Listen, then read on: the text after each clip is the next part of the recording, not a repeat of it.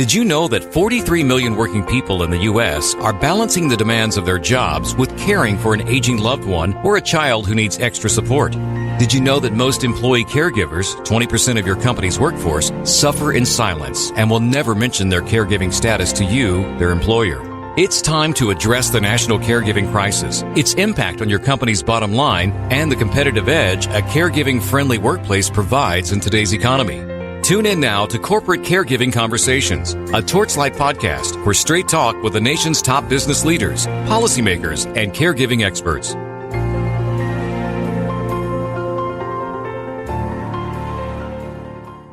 Welcome, everyone, to Corporate Caregiving Conversations. I'm your host, Carolyn Romano, Vice President of Product at Torchlight.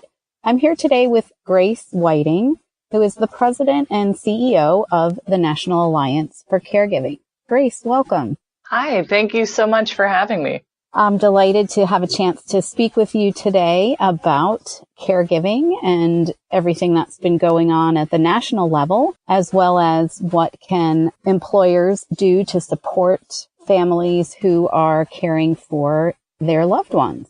So maybe to get started, can you just tell us a little bit about yourself? And I know you're not new to the Alliance, but you're new to in your current role. I'd love to hear a little about that, as well as about the Alliance. Yeah, absolutely. So the National Alliance for Caregiving was founded in 1996, and our mission is really to advance family caregiving. And we do that through research, mostly public policy research. We do advocacy work in the states and internationally, as well as federal advocacy work. And then we work on innovation. So identifying how caregivers can better fit into systems of care in the workplace, in healthcare, in community-based settings. And I'm just so excited to be the head of the Alliance. I've been in the role about 6 weeks. So I'm still getting adjusted. Yeah. But I have to say, everybody you meet has dealt with caregiving in one way or another. They either are a caregiver, or they're planning to be a caregiver, or they've experienced it in the sense of needing care. And so it's just been a tremendous, amazing opportunity to really get my hands dirty with that and to think about how we can better support these families. That's great. It sounds like really rewarding work. And I certainly know just from the role that I'm in at Torchlight that it's much needed, really looking at the caregiving crisis in America and even really trying to educate folks about who caregivers are. I think a lot of times people who actually are in the role don't always identify themselves as caregivers. So who are our nation's caregivers? We know first off, there's about 44 million people who are caring for someone across the lifespan. So that could be anything from caring for someone with an intellectual or developmental disability to caring for someone because they're older and they just need help with activities of daily living and everything in between. So cancer, mental illness, chronic disease, rare disease. So that's the first thing to know about caregivers. I think the second thing is that caregivers have a variety of needs when they're caring, because just the process of caring for somebody can impact your finances. It can impact your ability to engage in the workforce. There's an emotional strain to caring for someone at various stages of illness, as well as a financial strain. So there's been some data that show that caring for someone, your out-of-pocket cost in elder care could be up to $7,000 a year. So I think people don't always think about that. They think about the emotional strain of caregiving. It's hard to care for my dad because my dad's being difficult.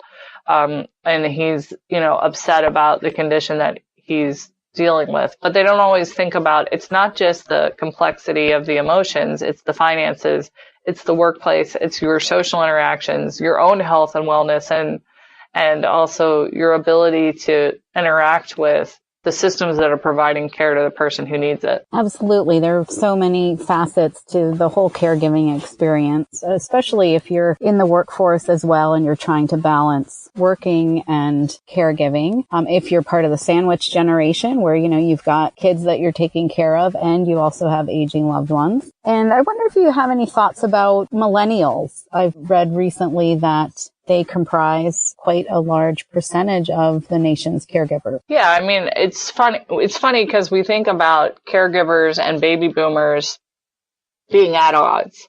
But when you look at the data, about a quarter of America's caregivers are caring for someone else, and they are millennials. And so I think when you talk about millennial caregiving, it's important to realize that caring for someone is not just about two people. It's usually a whole community or a whole family that's engaged. And we know that millennials tend to be part of that constellation of care. So they're usually living with someone that they're caring for or close by, and they're caring in different ways. So they're using tools like technology, Skype, for example, or apps that allow them to help coordinate care. And they're also thinking about solutions that are creative, like intergenerational living. Things like Uber. Is there a way I could get Uber to help transport the person I care for to where they need to go? Right, right. Can you speak a little bit to caregiver burnout and sort of the caregiver's experience around stress? Of course, that is something that folks need to take into account. And then also even just health and, physical wellness. So burnout is a really critical issue for caregivers because sometimes people aren't able to recognize that they need it. And caregivers tend to be so selfless that instead of saying, you know what, I really need a break, I need to take some respite, I need to let somebody else come in and handle this so that I can go out and take care of myself, whether that's getting a haircut, going to the grocery store, going out to get exercise, that type of thing. So sometimes when caregivers don't invest in themselves, and they don't take care of themselves, then they burn out and they're no longer able, in that case, to both take care of themselves or the person that needs care. And this is especially true in more complex diseases like dementia. You might be spending 5, 6, even 10 years of your life caring for someone with dementia, and you could burn out. In some cases, you hear about people who actually predecease the person they're caring for. Oh, wow. Yeah, absolutely. Yeah, exactly. It's crazy, right? Like you think I'm spending all this time, this money, this energy caring for somebody with dementia, and then it wears me out so that I miss major things that are happening with my health. And we see that especially among older people who are caregivers. There's about 7% that are over 75 caring for someone else. And I think it's also where people maybe aren't as connected to services as they need to be. So is there a way that some of the work that you're doing as a caregiver can be picked up by community services? Could you, for example, go to an area agency on aging and find transportation or nutrition assistance or a caregiver support group where you could connect with others? And that's something that sometimes caregivers don't even realize that they should be asking for. I read a statistic where it costs 8% more medical costs for folks who are in a caregiving role than folks who aren't, which is fairly significant. And, it makes me think of my father actually passed away in 2007 from pancreatic cancer. And towards the end of his illness, I remember talking with him, and he said to me, you need to remember that this is happening to your mother too, because she was in that caregiving role with him. And I thought, it really does. It's happening to an entire family when someone gets sick and is needing, extensive care. Absolutely. So a lot of caregiving is about that family unit. And I think there's also the sense of caregiving being in the aggregate, right? Like we talk about caregiving as a public health issue, because if we have 44 million people who are going through the process of caregiving, and each of those people is just one person, who's sort of the primary or the secondary caregiver, you imagine that a disease or a disability has a broader ripple effect on the other people in that constellation. And at that point, it does become a public health issue because it's, several families added up. This is something that we have to think about as a society. How are we dealing with this in the same way that we deal with the annual flu vaccine or Right. other issues of public health? I think recognizing that people have that emotional burden and they often have physical strain as well as health strain. is something that we have to really be more thoughtful about than we have been in previous decades. Grace, that makes me think about the RAISE Family Caregivers Act, which was recently passed. Can you tell us a little bit about that and what it's intended to accomplish? The RAISE Family Caregivers Act is really a landmark piece of legislation, not because the act itself is that extensive, but because the act is creating a national strategy for family caregivers. So it's a public commitment from Republicans, Democrats, independents, the president, saying that we recognize that family caregivers need support across all ages, all diseases, and we're going to come up with a national strategy to tackle that. So the act itself was signed into law in January, and we're looking at the advisory committee being formed in the next year, and then in the next 18 months, HHS and the Secretary of HHS announcing a national plan for caregivers that would address topics like workforce, respite care, training and support services, coordination of care, and even more touchy subjects like advanced illness or end-of-life care. Who will be on that advisory committee? Do you know how folks will be selected? That's a great question. I think it's still open. There'll presumably be some type of process where people will be nominated or they'll be appointed to be on the committee. The one thing I can tell you is the RAISE Family Caregivers Act outlines a list of 15 different roles. And so it includes things like nonprofit groups, actual family caregivers, older adults, people with disabilities, and then people from different sectors that might be impacted. So things like financial services, employers, healthcare providers, and so forth. So we know at the least that there will be a broad diversity of people on the RAISE Family Caregivers Act Advisory Council.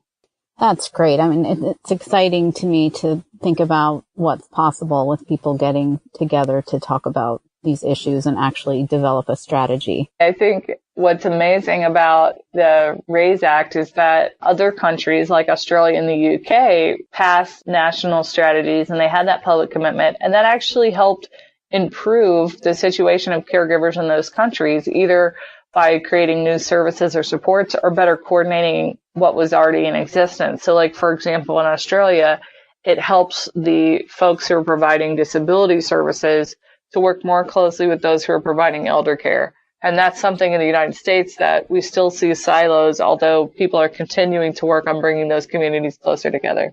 Yeah, and that is so important. I know what I find in the work that I do.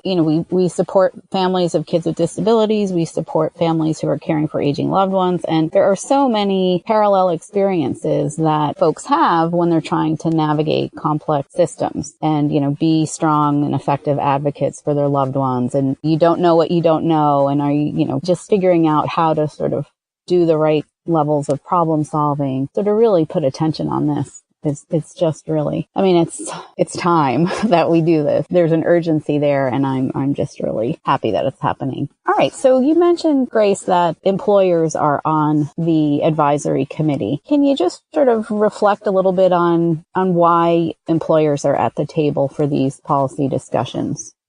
In recent years, a lot of employers have been thinking about what to do on family caregiving. And part of that is because people who are employers are dealing with this. We have an aging workforce, and we know by the middle of the century, if projections stay true, that about a quarter to 20% of our population is going to be over 60. And so I think employers, first of all, are saying to themselves, I'm trying to balance my aging parents, I'm trying to raise children on the other hand. And it's challenging to do that and maintain your career. So how can we improve that and make our workforce more friendly? I think there's also the sense that there's a productivity impact where when you have people in the workforce stepping out to provide care, it becomes an issue for the employer who wants to retain a great employee, but also needs to find a way to address productivity. And so I think that's where people are trying to get more creative about programs like flex time, telework, on-site peer resource networks that can be used for caregivers, and other types of EAPs or employer-assisted programs where there can be, for example, a geriatric case manager who's there helping people navigate caregiving. And these are things that I think is a reality. It's not possible for everyone to give up their job to provide care. And again, in the sense of we're facing a public health issue as a nation about what do we do about caregiving, I think employers are a major part of that solution. Definitely. You just mentioned that not everyone can leave their job, but there certainly are folks who are leaving the workforce altogether or shifting from full-time to part-time work. So what's your sense of the numbers there and how many folks are needing to leave their jobs? Typically, most people are not necessarily exiting to provide care, but we know that most people who are working, of those folks who are working, 6 out of 10 do have to adjust their work life in order to accommodate caregiving. So that could be anything from leaving your job and retiring early to missing work, coming in late, having to take time off. So it's a major impact. And it's, again, millions of people who are facing this. And I think employers, it's tricky because there are evidence-based programs we know work, right? Like we know a geriatric case manager on site can be helpful in improving the productivity of the workforce and also helping the caregiver navigate some of these challenges. But in many cases, even when you have resources available to you, even something as straightforward as a paid leave program, caregivers are reluctant to take it up because there's a stigma attached with caregiving and they don't feel comfortable talking openly about what's happening, with a loved one that has dementia or cancer or any other major medical condition. And I think that's something that the employer really has to do something to convey that this is a safe environment for you to talk about your caregiving journey. And I'm willing to think through what types of resources or helps might be available for you to be able to care and provide work. And Grace, how much are you seeing that happening now on the part of employers, like really rolling up their sleeves and saying, it's time we really crack this nut? Well, we definitely see it when it comes to parental leave, right? So a lot of people are talking about what do we do if you have a new baby and you want to take time off from work, and not just sort of our traditional, what I would call sort of the Susie homemaker, right? The person who has several kids and that is their profession. We're thinking about men taking paternity leave. So that for me, I would say is the opening point, is that as companies think about family leave, broadly speaking, that they're also thinking about caregiving leave to provide elder care or to provide support to someone that has a disability or major illness. And there are companies that are thinking about it. There's actually a wonderful group called the REACT Coalition, and that coalition gathers major employers across the country and has them think through what type of corporate solutions might make sense for elder care. And so, for example, Bank of America Merrill Lynch has been doing a lot of work around elder care, not just helping their employees or financial advisors to understand that they may have clients who are caregivers, but also creating new services and supports within Bank of America and Merrill Lynch to help support people who are caregivers. That's fantastic. Is this an issue, Grace, that disproportionately affects women? Yes, although I would say it's changing. So historically, caregiving has been mostly women on average, with maybe about 20 to 30% of the providers being men. And the last time we did a big national study with AARP, we found that 60% of caregivers were women, so still more often than not, but that 40% of caregivers were men, and that among millennials, men and women were equally as likely to provide care. And I think when we talk about it as an issue, we think about it as being sort of women's work. And I think that perception is changing. In a lot of ways, conversations in the national sphere have talked about the importance of work-life balance, the importance of family. And so the conversation around caregiving is changing in that same way. This is not, quote, women's work. This is something that all of us have a stake in, even if the way that we're caring by gender looks a little bit different. That's a really important point. Are there any other companies that you can think of that are doing some really creative things to support caregivers, or any kind of vision that you have to put out there around the best ways to support employee caregivers?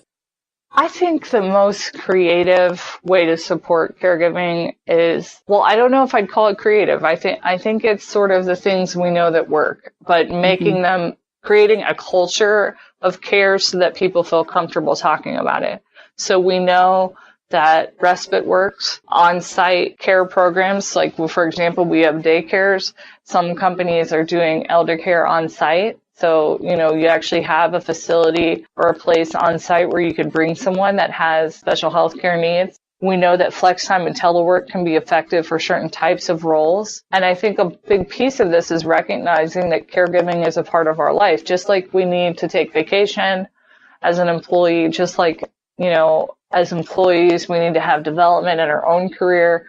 I think recognizing that caregiving is a part of life and that you develop skills as a caregiver that can be useful in business, and having that message conveyed down from the top, from the leadership, that would be truly creative and innovative. And there are a couple of companies that are doing that. We've one of the pharmaceutical companies we work with, EMD Romano, not only has, since they've been educated on caregiving, gotten more involved in providing more resources to their employees, but they actually had one of their they do a TED Talk contest every year, and one of their team members did a talk on caregiving, and it was selected and shared with thousands of their employees across the world. So I think thinking about the soft part of it matters too, how we talk about it, how we champion it, recognizing that leadership needs to be involved and supportive of caregiving. That matters just as much as what actual benefit might be available. Yes, that makes perfect sense. And you're right. So many folks really don't feel like they have that safe place at work to be able to bring these issues forward. So it really does start with the culture. Grace, what about folks who left work for caregiving responsibilities or other family responsibilities? How do we need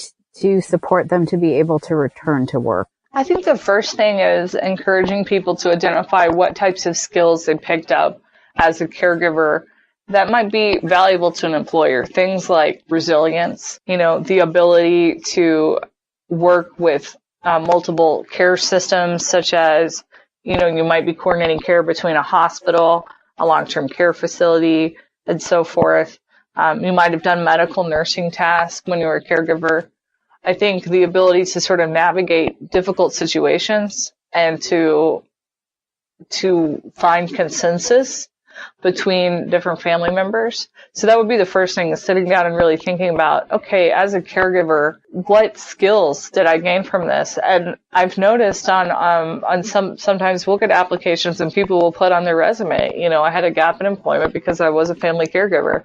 And it's one of those where I wouldn't say do it without any thought or caution, but I do think it can open a conversation, and it can help you identify employers who would be friendly to that, who understand what that caregiving journey looks like, and who recognize the value of it.